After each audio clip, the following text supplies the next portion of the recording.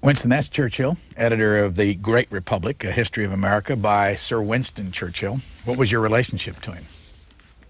Well, he was my grandfather, and in that particular photograph, we were in the garden of 10 Downing Street, my grandfather back for his second and final term as Prime Minister.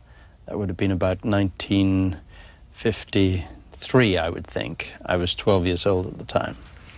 What do you remember about him? Well, so much. My very first memories are of the wartime years, when apparently I was very insistent that I needed a model railroad. And of course there were no toy stores during the Blitz in London, but he had inquiries set on foot, and to his huge delight managed to track down a second-hand railway set. And he actually got down on his hands and knees on the carpet with me and set about setting this thing up, circular track. And to his huge delight, he saw it had 2 locomotives, clockwork. And he said, "Winston, you wind one up." I must have been about 3½ at the time. "I'll wind the other one up. We'll put them back to back. Let's have a crash."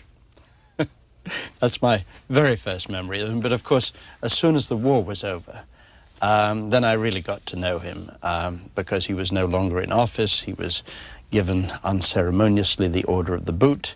And in the years at Churchill after the war, when I was 5 or 6, that's when I really came to know him. And of course, right up to his death when I was 24 years of age. And shortly before that, he hadn't been well enough to come over here to receive the U.S. honorary citizenship that Jack Kennedy conferred on him.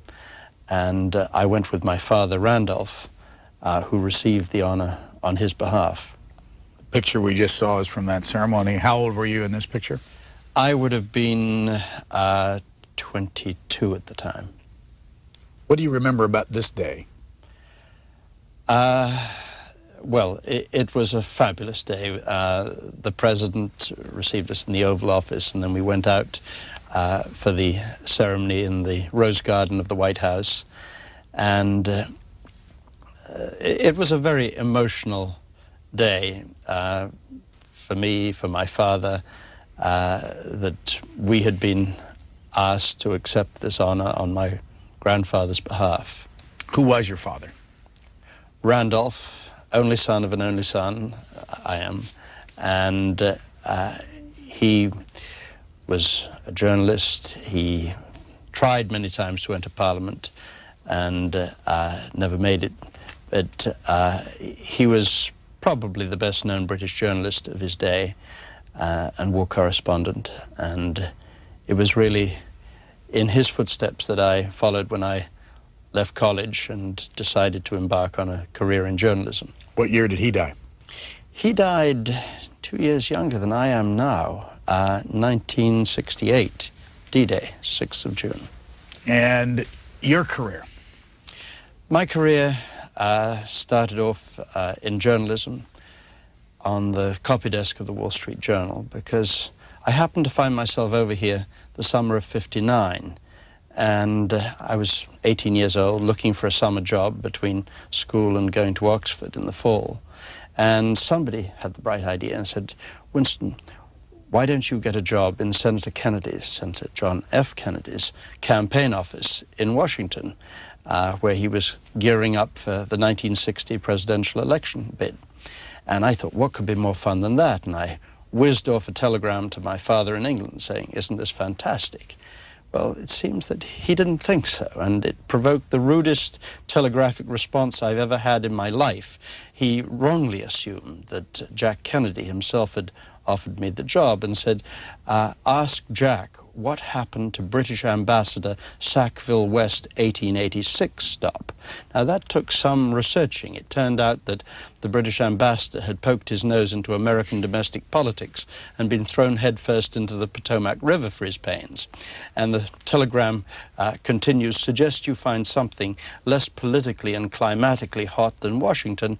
Let me know if I can help. Love, signed, Father. That was the beginning and ending of my involvement in American domestic politics. So I then became a journalist working on the copy desk of the Wall Street Journal. How long did you do that? That was just a summer job, 8 weeks, but it was a wonderful initiation into journalism. And when about 3 or 4 years later I found myself in Vietnam reporting for Look magazine and the British media, I thought I knew nobody in all of Southeast Asia, and I was walking down Two-Day Street, suddenly a yell from the far side of the street, and it was Johnny Apple, better known as R.W. Apple Jr. of the Times, who said, Winston, come to my place this evening. We'd been on the copy desk together. He said, we're celebrating. I said, what are we celebrating, Johnny? And he turned around and showed me the denim seat of his pants with 2 clean holes through them. He said, that's what we're celebrating. 0500 hours this morning, War Zone D. And he said, I didn't have a scratch. So your career from the Wall Street Journal until, what was the first year you were elected to Parliament? 1970. What did you do in those years? I was a correspondent for the London Times. I reported the Six-Day War and wrote a book with my father Randolph on it entitled The Six-Day War, which became a bestseller at the time. And I was in Czechoslovakia shortly before the Soviet tanks rolled in and reported the Nigerian Civil War from both sides, but including the Biafran side. And basically my job description with the Times was east of Suez fireman. Whenever there was something flare up, they sent me there. One of the things you learn in this book is that your grandfather's, one of his grandfathers started a Rochester, New York newspaper? Am I got the right relative there? Well, yes, indeed. But more importantly, my grandfather's maternal grandfather, Leonard Jerome, was the proprietor of the New York Times. And this would have been in the about the 1870s, I think. And at one stage there was a lockout, and apparently he issued machine guns to his staff. So this book, The Great Republic, what is it? It is a history of America through the eyes of Winston Churchill, my grandfather. And I think that most Americans will be amazed to learn that Winston Churchill wrote a marvelous history of their country.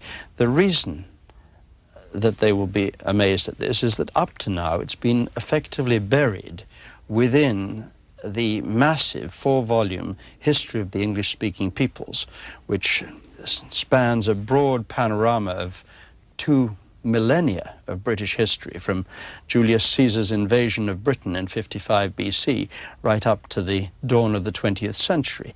But in among that are some really fabulous chapters about the voyages of discovery, the 13 colonies, the row with England, the Revolutionary War, the War of 1812, and above all, the Civil War. My grandfather got so excited and impassioned about the Civil War that in 1929 he actually went down to Virginia and tramped across some of the battlefields and impressed into his service as a guide an old man who, as a young boy, had been in the thick of some of the fighting there in the woods of Spotsylvania. In the chapter on the old battlefields of Virginia, he wrote this. He said, no one can understand what happened merely through reading books and studying maps. You must see the ground, you must cover the distances in person, you must measure the rivers and see what the swamps were really like. Have you followed that same principle of your grandfather's? Well, on just this week when I've been over here in the States, I went down to Plymouth Village and to visit the Mayflower too. because in the course of my researches, I stumbled on the fact that it looks highly likely that my grandfather may have had not one, not two, but even three ancestors who sailed on the Mayflower. And he had enormous admiration for the courage of those people who set forth in such a small boat against such great dangers, not only the massive seas they encountered on the way, but the hazard of what they would find on their arrival. And yes, that's the ancestry that I managed to trace. It's wonderful what one can do with the internet these days. In the spring of this year, the Church of Jesus Christ of Latter-day Saints, better known as the Mormons, dumped onto the internet the records of 300 million individuals who were born, married, or died either in America or in England. And it's a bit quirky. It's a search site called www.familysearch.org. And I put in my grandfather's name, and the system didn't recognize him. I put in my great-grandmother's name, my American great-grandmother, Jenny Jerome from Brooklyn, New York. And suddenly a whole family tree sprouted, 255 ancestors on the American side of my family of whom I'd previously been unaware. And some of them going back 28 generations to deepest Devon and the year 1122. And that particular branch of the family, in 15 generations, didn't move 15 miles. This is your... And then suddenly one said, "So long, folks, I'm on my way," and sailed across the Atlantic. And my admiration for those, they were the builders of America, is enormous. And this is my great-grandmother, Jenny Jerome, a very great beauty of her day. And she was a very formative influence on Winston, in more ways than one, I suspect.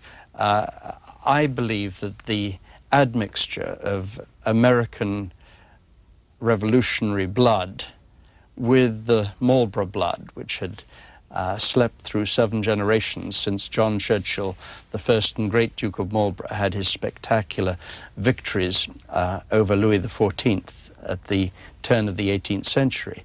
But suddenly, the Marlborough dynasty was fired to new heights of heroics in my grandfather's generation. And I think that must have had something to do with his American blood. But Jenny was a very resourceful lady with lots of powerful contacts. And my grandfather would use her shamelessly to promote his career. I mean, he was chasing wars wherever they were happening. He wanted medals. He wanted to be noticed, because in those days, to launch a career in politics, you either needed money or you needed fame. He didn't have money, and so it was fame he was seeking, and he was seeking it in the muzzle of the gun. So your great-grandmother was an American, Jenny Jerome. Yes. And your mother was an American. No, my mother was English, but became an American citizen. Yeah. When she married Averell Harriman, she became an American. And then, of course, after Averell's death, President Clinton appointed her American ambassador to France. So what was it like, based, I mean, a lot of the history in here, the French, English, American connection, having Pamela Harriman, your mother, be the ambassador to France? Well, it was wonderful because, I mean, when I was a teenager, my mother was living in France at the time, in the 1950s. And so for her, it was, in a way, going back home. She spoke French fluently, as indeed did I.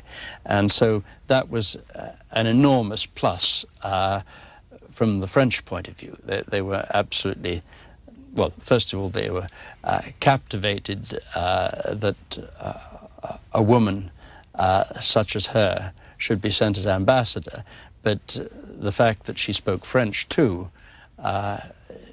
made her work that much easier, and she was enormously proud to represent her country in France. Now, how close were you to her in the last 20, 25 years of her life? Oh, very close indeed. Every vacation we would be together, and when she was living in Washington with Governor Harriman, I would come over with my children to visit, and she and the governor would come over and visit us in England. So we saw a lot of each other. How many years were you in Parliament? 27. From 1970 to 1997. Why did you leave? Because my district was wiped off the face of the earth. It just disappeared into thin air, and I don't think it was totally accidental. And what couldn't be achieved at the ballot box was achieved with what I think you call redistricting. As a matter of fact, your grandfather writes about it in here, gerrymandering, among other things. Why did they want to lose your constituency? Well, the Labour Party had been gunning for me. I was representing the biggest industrial complex in Western Europe. 40,000 people came to work in my district every day. And this is not natural territory for a Conservative politician. And I won the seat in 1970 from the Labour Party. And they had never forgiven me for it, and they were out to get it back. I had clung on by my fingertips when the political tide was running heavily against the Tories in the mid-70s, and had increased my majority over the years. But with the disappearance of my seat, that was it. I mean, my grandfather once said, you need a charger to carry you into battle, and mine had just disappeared from the stable. When did you get the idea for this book? About 2 years ago, it suddenly hit me that the great majority of Americans would not have known that Churchill wrote A Fabulous History of Their Country. And I decided then and there the time had come to remedy this. And, of course, the history of the English-speaking peoples, which constitutes about 2/3 of the Great Republic, that draws to a close about the year 1900.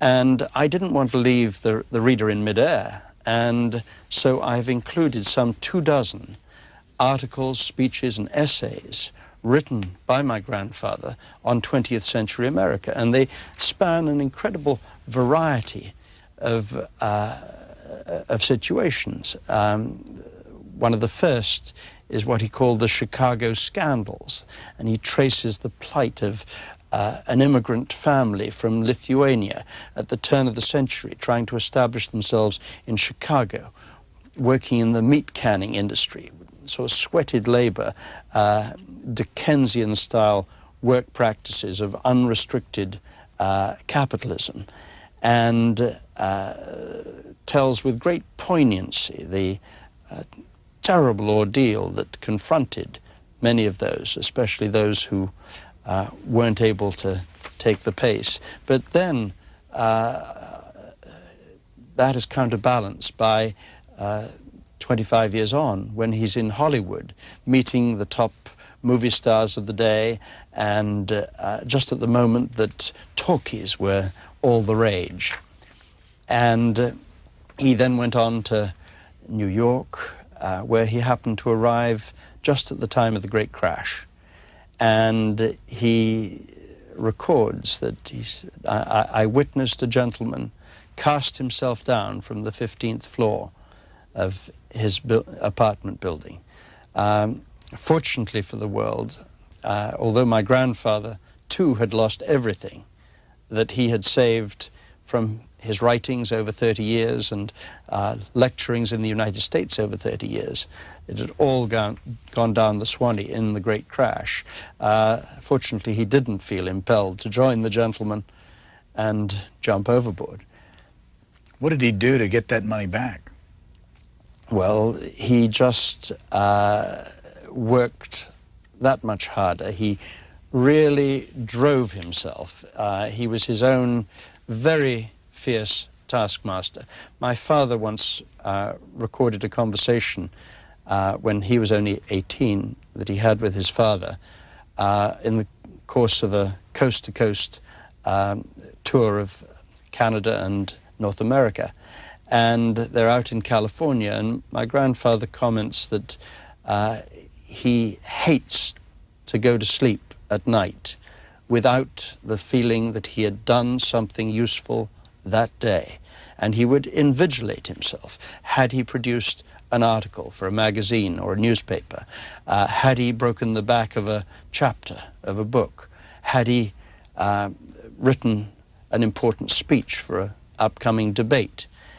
And he was really forcing himself. And of course, during the 1930s, his so-called wilderness years, when he was out of office, when he was warning of the dangers of a rearming and rearmed Germany, and what that would mean for the English-speaking world, he established at his home at Churchill in Kent, which he loved dearly, a literary factory. And the midnight oil would burn to well beyond midnight.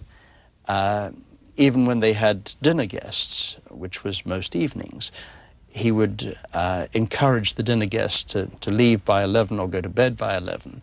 Then he would summon his secretaries. There'd always be 2 out of a rota of 6 secretaries that he would have on the late shift. And he would then proceed to dictate for a further 3 or 4 hours till 2 or 3 in the morning, of course without the interruption of telephones or visitors. And that was the way he had such a colossal output. By the time he died, 50 volumes of history, of biography, and of speeches. And of course he was an accomplished artist. At his death there were some 500 canvases, some of remarkable quality, there at Churchill. And in addition, he was a bricklayer, built with largely with his own hands, 3 cottages and the greater part of a huge wall round his large vegetable garden, a project which I helped him on in the years immediately following the war. And to think that in between times he even made time to beat the living daylights out of Adolf Hitler. I mean, it was a quite incredible output, and not just in volume, but in quality. It is so rare, for instance, Churchill is a historian, it is so rare that the makers of history are good writers of history. My grandfather had a good quip when somebody said, well, you know, how do you think you'll be seen by history? He said, I have every confidence in history, for I intend to write it myself. Now, you've been in the country for how long? I've been in your country for 10 days out of a 2-week tour, bit of a whistle stop, 12 cities in 14 days. What are you finding as you address audiences? Well, overwhelmingly the natives are friendly. And there's a great deal of interest in this work. And wherever I've been, sadly the publishers haven't provided enough copies for me to sign. We're running out all the time, even when they've ordered a couple of 100 copies to be on hand. And that's my grandfather when he was 21 years old. He just lost his father, who died at the age of 46. And he was a subaltern in the army. He'd just been commissioned into the 4th Hussars, and he was desperate to find action, because in the Victorian era, apart from the American Civil War, which was the huge exception, these were years of great peace. And anyway, he used the influence of his mother to get to the Malacan field force on the northwest frontier of India, and from there to the Sudan. But at that particular time, he's just on his way for his first visit to America, to the land of his mother's birth, on his way to Cuba to observe the Cuban Revolutionary War against Spain. And he's not actually enormously enthused with the idea of visiting America for the first time. And the day before his ship, the Etruria, lands at New York Harbor, he writes to his mother saying, I think I'll cut down my 3-day intended stay in New York to maybe a day and a half so we can hurry along to Cuba. Of course, within 12 hours, he totally revised that opinion, and he records what amazing people the Americans are and speaks of their warmth and generosity and hospitality. And instead of cutting back his stay to a day and a half, he actually extended it to 6 days. And that was just the first of some 15 visits he was to make in the course of his lifetime. And he had a great love affair with this country. He felt part of it, thanks to his mother. And indeed, the whole theme of his life was the unity of the English-speaking peoples. He was convinced that provided we stood shoulder to shoulder, foursquare, that there was no challenge, no danger that we couldn't surmount and overcome. He gave a speech at Harvard, got an honorary degree in 1941, and he talked about, I'm not sure this is the exact speech, but he talked about the need for basic English to be taught in the world. What did he mean by basic English, and whatever happened to his proposal? Well, what he meant by basic English was that every young man and young woman should be taught in school to love and command the English language so as to be able to express themselves competently and fully in a direct and straightforward way. And that is something that shines through in his writings. He's a very direct writer, very easy to read, but with a wonderful style, which I suspect he derived quite a bit from Gibbon and the decline and fall of the Roman Empire. Some statistics. 65 years in politics, Sir Winston Churchill. 15 visits total to the United States. First one in 1895.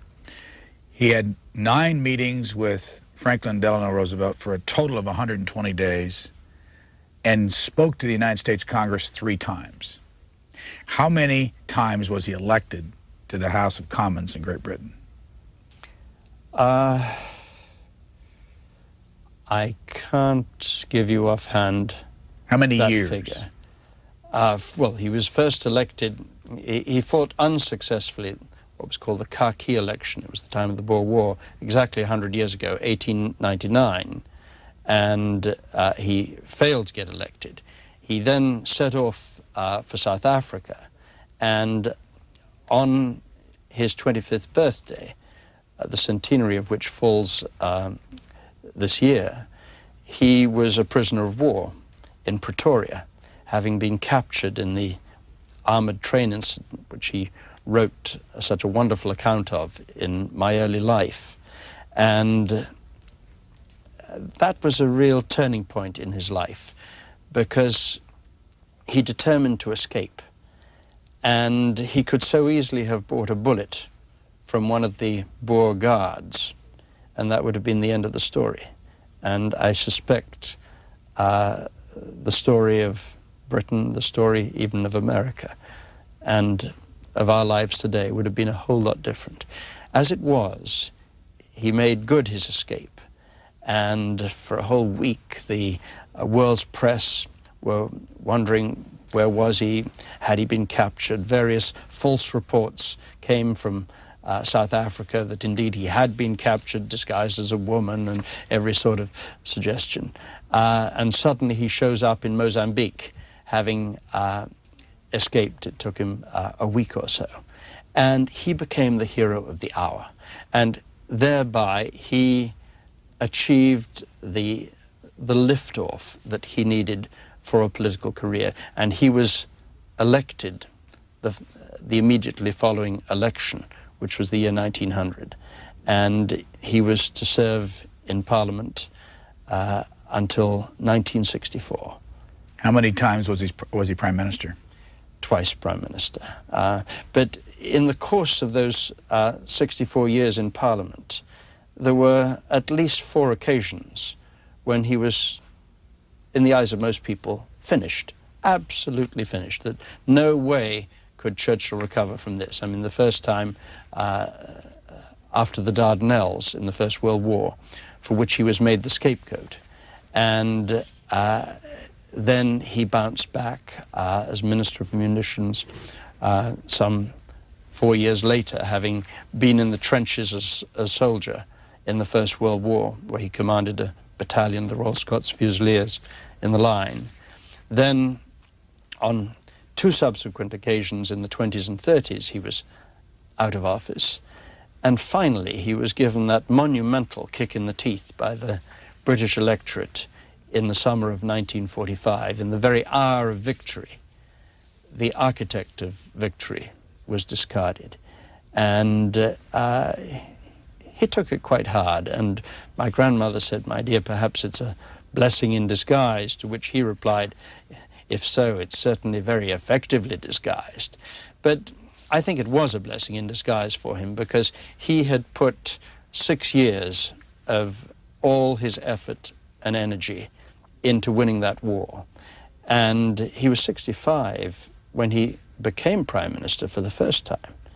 And he really needed the 5-6 years rest, and that re-established his finances, of course, because he was able to write his war memoirs of the Second World War, and then went on to complete his history of the English-speaking peoples, which, as I say, constitutes about 2/3 of the Great Republic. And the reason I called the book The Great Republic is that this was the phrase that my grandfather used with great fondness to refer to the land of his mother's birth, on which all his hopes in England's darkest hours were focused for ultimate salvation and ultimate victory.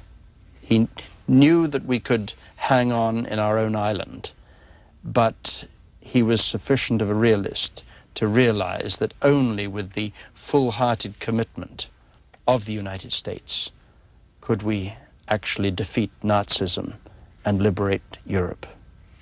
You were 24 when he died. Yes. In those last years, how much time were you able to spend with him? A lot. And what amazes me looking back is, even when he was Prime Minister for the second time, any time I would write to him from school, immediately a handwritten note back, or a typewritten note with a big handwritten portion to it. And I would spend always a part of my vacation with my grandparents at their home in Churchill. And I well remember when I had just graduated from Oxford and I'd learnt to fly airplanes, and I was about to embark on a flight round Africa in a single-engine plane. And this came to my grandfather's ears, and he was concerned, and he summoned me to lunch with him at his London home, Hyde Park Gate. And it was just the 2 of us. And he said, "This is a very hazardous enterprise.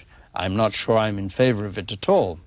And I had long since learnt that the only way to deal with belligerent Churchills was to go full speed into the attack. I was 21 at the time, and I said, "Grandpapa, how dare you?"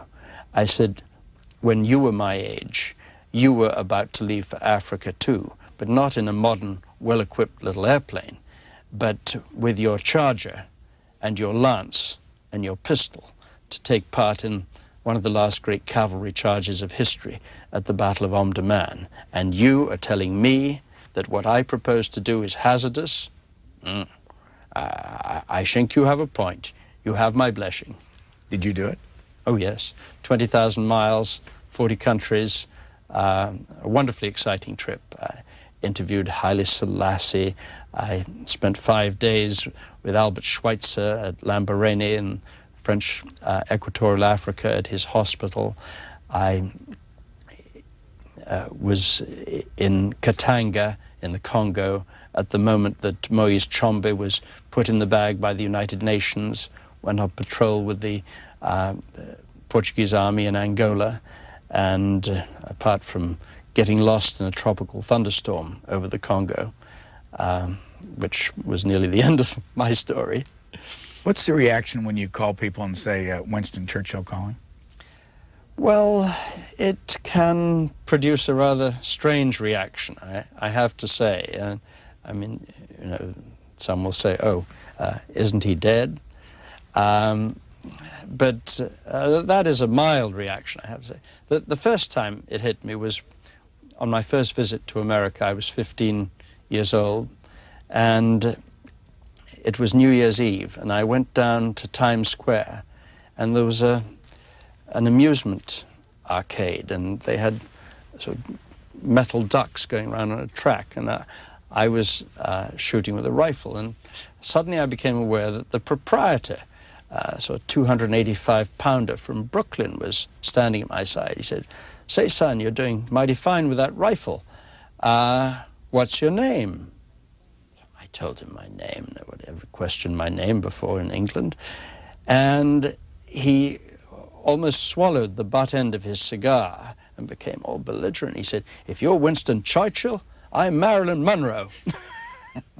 But then, of course, a few years later, when I was reporting the Democratic National Convention in Chicago in 1968, at the time of the big anti-war demonstrations, and the main convention hotel, the Conrad Hilton, on Michigan Avenue, was surrounded by some 550 National Guardsmen and police, all armed to the teeth.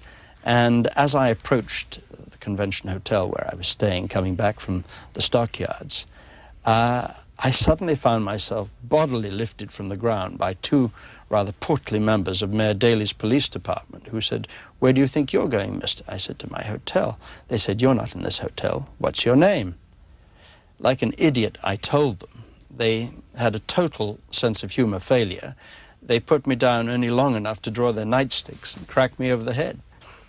Did you suffer an injury because of that, or did? Well, I took it on my forearm, so I was lucky. There were others who were less lucky than me. Back to the times that you spent with your grandfather, did you ever write down what he said to you in private? No.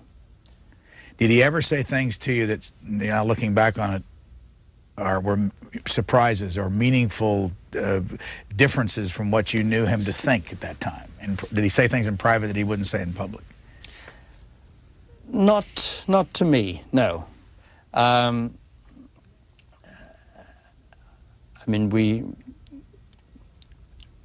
talked obviously a lot about family. We talked a little bit about the war, but and current events. I remember the first political conversation I had with my grandfather was at the time of the British-French fiasco at Suez in 1956. And I said to him, "Grandpapa, what's your opinion of this?" "I don't know that I should have had the courage to start it in the first place. I certainly wouldn't have dared stop halfway." Yeah, when you were kind of impersonating your grandfather, I wondered, here in this country there are almost 100 people that make a living off of impersonating Abraham Lincoln. Is there any such thing like your grandfather's impersonators in Great Britain? In Great Britain, apart from one or two people who've done it as a movie, Robert Hardy springs to mind, nobody does that on the lecture circuit in Britain, but I think you've got one or two who impersonate my grandfather on the lecture circuit over here. What is his popularity level in Great Britain today? Oh, very high, but probably not as high as it is over here, because of course, he's still a party political figure in Britain. And that, of course, doesn't arise in terms of countries overseas, such as the States. He's a conservative in Great Britain? A Tory? Wasn't he also He ended up a Tory. He was in the Liberal Party for many years, and indeed, in his youth, he was regarded as a red-hot liberal. He was in favor of enormous program of social welfare and social reforms. It's thanks to him that we had what was called employment exchanges, where if people were unemployed, they could register for work, national insurance, so that when they became unemployed, they didn't have to rely on the soup kitchen. He was one of the great social reformers of his day in the period 1908 to 1912. If he were here in this country, half American, what party would he be in today, do you think? Well, I would think that I don't think that he would find himself to be a party man. I think he would go much more by the candidates on offer, because your two parties are broad spectrum parties. You've got some quite liberal Republicans, you've got some quite hardline right-wing Democrats, and those who make the parallel between British conservative with American Republican and British socialism with American Democrat, I think are making a huge mistake. Would you pick a party here if you could? I mean, would you know what party you'd fit into? No, I mean, looking back over the years, if I had been an American voter, there would have been occasions that I would have voted for a Democrat as president, other occasions as a Republican as president. So, I mean, I have to say that as a family, we have never been party people. And my grandfather started off in the Conservative Party in 1900.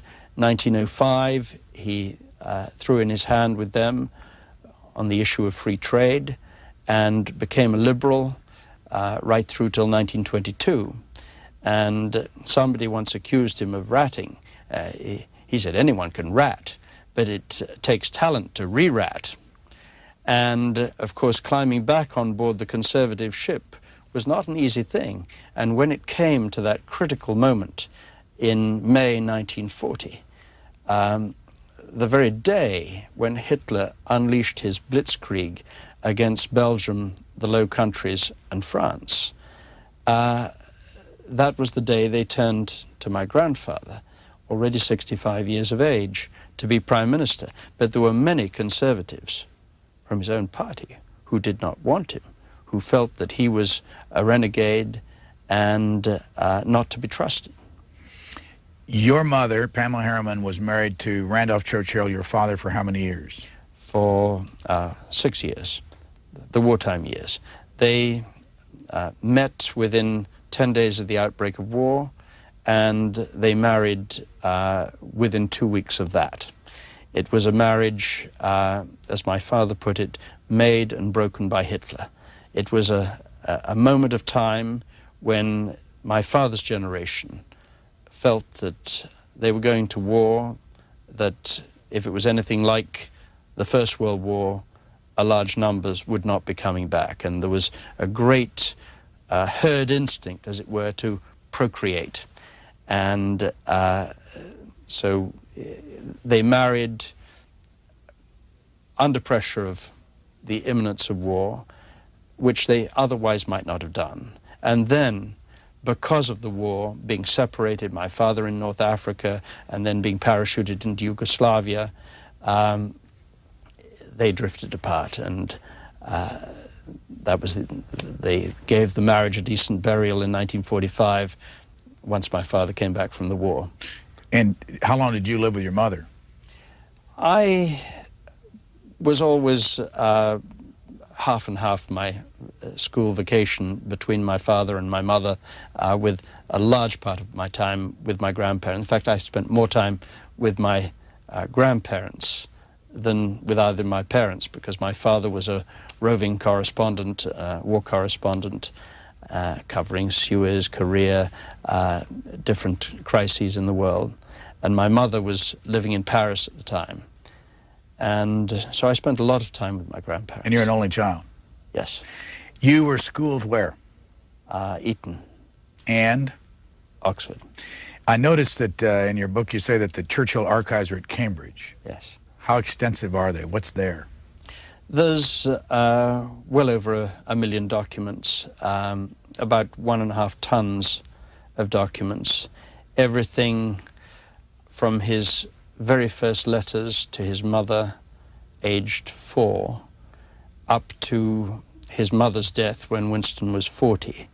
And there are some 1,153 handwritten letters from Winston to his mother. An incredible treasure trove there. And then, of course, there are all the scripts, the manuscripts of his historical works and biographies. And on top of that, quite a lot of his official papers, though the wartime papers, they are official records and belong to the government. Where are the 1,700 exchanges between FDR and Winston Churchill located? Well, I would say that the FDR letters are in the Churchill archives at Churchill College, Cambridge, and the Churchill letters are in the FDR archive at Hyde Park. Have you ever been there, by the way? Hyde Park? I haven't, no. There's something called the Churchill Center. Is that U.S. based? Yes, indeed. Where is it? In Washington, D.C., and it is an organization of individuals across North America who are fans of Churchill and of his writings. They have done a wonderful job in bringing back into print some of his articles and books which had no longer been available. And there's a website, a winstonchurchill.org website? That's right, yes. Can you order books from that? Yes, indeed, and they have a very lively newsletter called, appropriately, The Finest Hour. Have you ever been to Fulton, Missouri? Oh, yes, indeed. And how do they do there with the famous Iron Curtain speech? Is it memorialized in any way? They had this wonderful idea of picking up the pieces of a Christopher Wren church bombed almost to destruction in the Second World War. They took the blocks, each one numbered, shipped them all the way to Fulton, Missouri, and re-erected the Church of St. Mary Aldermanbury. And it's a beautiful church, and beneath it they have put a Winston Churchill library. And all to commemorate, of course, my grandfather's famous visit there in 1946. And people have often asked, well, why did Churchill go all the way to Missouri to make this speech? And the answer was, he knew he would be speaking at the feet of the President of the United States, Harry Truman, who had offered to be there to introduce him. And what is amazing now, looking back on that speech, is the shock and uproar that it caused, not as he delivered it, but by the time he got back to New York, there were hundreds of hostile demonstrators besieging his hotel on Park Avenue, saying, how can you denounce our courageous and valiant Soviet allies in this way? But he, as so often, was a step ahead of public opinion. And what really bothered him, even from 1943 II onwards, by which time he knew Hitler was licked because the United States was in the war all the way. That was just a matter of time. But what really bothered him was the shape of Europe in the post-war years, because he knew that the Russians and the Red Army would be at the heart of Europe. That was a speech, by the way, given March 5th, 1946 in Fulton, Missouri. But I wonder what he would think of this line from the speech today, based on what's happened, become public. I have a strong admiration and regard for the valiant Russian people and for my wartime comrade, Marshal Stalin. Think he'd still say that? Well, as my grandfather put it, at the time that Hitler declared war on Stalin and Russia, my grandfather went down to the House of Commons and he said, if Hitler had invaded hell, I would at least go to the House of Commons to make favorable reference to the devil. He had no rose-tinted illusions about what a monster Stalin was. But the fact was that without Stalin, we would have had great difficulty overcoming Hitler. In that Fulton speech, he refers to important structural things in history: the Magna Carta, the Bill of Rights, habeas corpus, trial by jury, English common law, American Declaration of Independence, all being the foundation of both of our countries. And you also include some of this in the book. Of all those things in your life that you studied, what do you think is the most important? Magna Carta, Bill of Rights, habeas corpus? Well, they stand together as what English people, or people of English origin, expect in terms of the guarantee of their freedoms. What's at the heart of that? Is there anything common in all that? Yes, that it is the individual who is important, not the state. The state is the servant of the individual. And the whole theme running through Magna Carta, through the establishment of the system of the English common law and of parliamentary democracy, is the idea that the state, whether he be the king, whether he be president, has to be controlled. There has to be checks and balances, otherwise he becomes a dictator. 27 years for you in the House of Commons, going to do it anymore?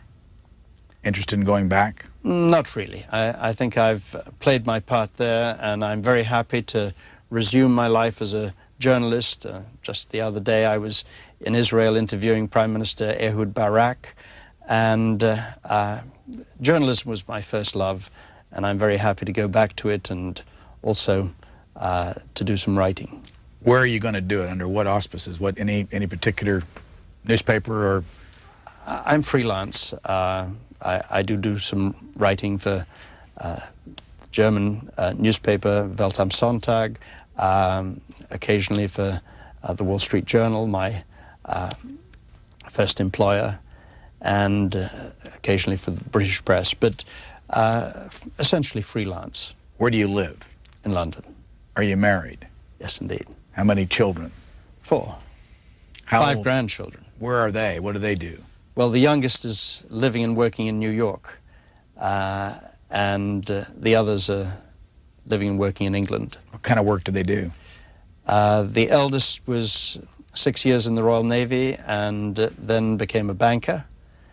And of my 2 daughters, both of whom are married, one was a child photographer, and the other is a criminal barrister of 10 years standing. Does your wife have a profession? Yes, she's a jewelry designer. A jewelry designer. Is she with you on this trip? Yes, she is indeed. In 1938, in this book, your grandfather said, "We on this side of the Atlantic," meaning Great Britain, "know too little of American history." There's an impression here that we know too little of either British or European history. Have things changed since 1938? I think one could go further. I think Americans know too little of American history and the English know too little of English history. There is not sufficient attention paid to the teaching of history in our two countries. And when one's looking to the future, to the next millennium, the only pointers that we have to go by is the experience of the past. If we don't know our history, how can we hope to know the lie of the land in the years ahead? Your grandfather also wrote in that same time, back in 1938, that he wanted to correct the impression of the impression we have of America, of a land of money grubbers and multiple divorces. Well, that was 1938. What do you? How does it look in 1999? Well, of course, people who don't have the opportunity to visit America see just the stereotypes. They see the sitcoms, they see the Dallases, the dynasties, and they get the idea that all Americans are millionaires, but of course anyone who visits the country gets a very different impression. You have equally your own stereotype view of the English. We just showed a picture of you in 1963 at the White House with President Kennedy and your father, and as you know, there's a picture earlier in here of you with your grandfather.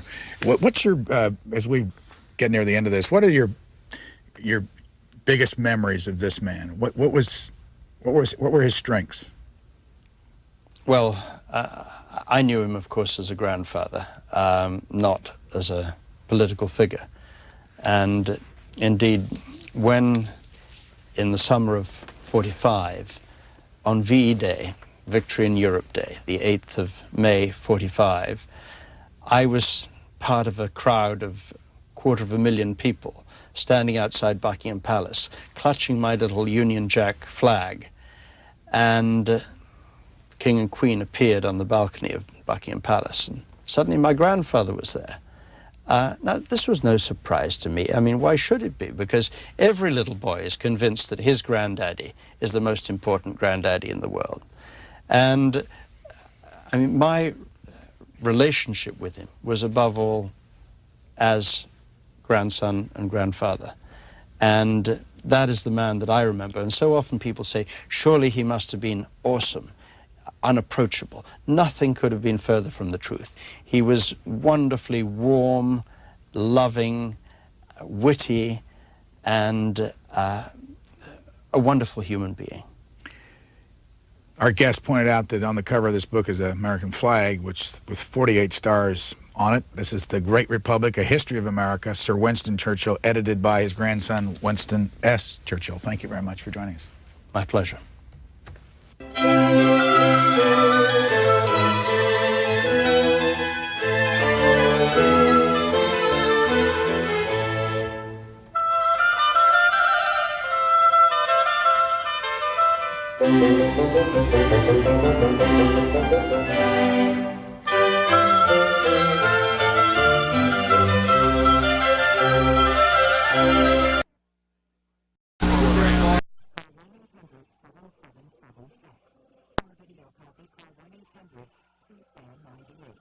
About the first chapter of many books featuring